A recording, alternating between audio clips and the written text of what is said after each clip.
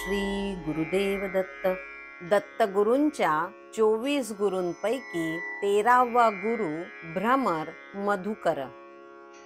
गुरु तो मधुकर हिंडे पुष्पांच्या दारोदार, कणकण मध साठवी हळुवार, तेणे भरी उदरासी, साधू पुरुषे तयारीती, शास्त्रे धुंडावी ज्ञान दृष्टी, सार ग्रहण करी जे युक्ती, बोध केला मधुकरे. फुला फुला दडलेले मध चाखण्यासाठी भ्रमर भुंगा सतत प्रयत्नशील राहून मधाचा आनंद लुटत असतो. तसेच विचारी व्यक्तीने सतत समाजाला उपयोगी साहित्याचे चिंतन मनन करून त्यातील अर्थ घ्यावा. कधीही एका जागी स्थिर राहून आपले इच्छित प्राप्त होत नसते, तर त्यासाठी इतर कुणालाही इजा न होऊ देता आपले कार्य करीत राहावयास हवे, ही शिकवण भ्रमराकडून मिळते.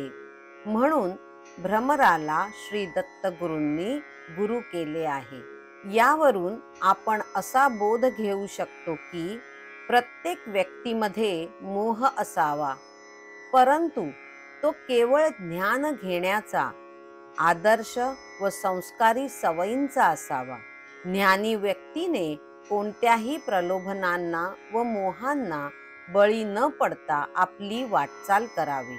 मध गोळा करण्यासाठी फुलांच्या मध्ये बसलेला भ्रमर मोहाने फुलांच्या पाकळ्यात अडकतो. सुटकेसाठी त्याला दुसऱ्या दिवसाच्या सूर्योदयाची वाट पाहावी लागते. अशीच आपली अवस्था होऊ नये यासाठी मोहाचा त्याग अत्यंत गरजेचा आहे.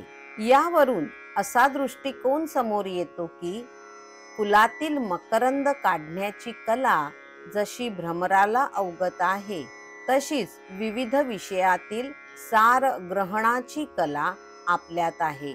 कोणतेही कार्य करताना लोभाला व मोहाला बळी न पडता जे योग्य, सत्य, आदर्श व संस्कारी गोष्टी आहेत त्याच आपण स्वीकारतो. ओम श्री गुरुदेव दत्त.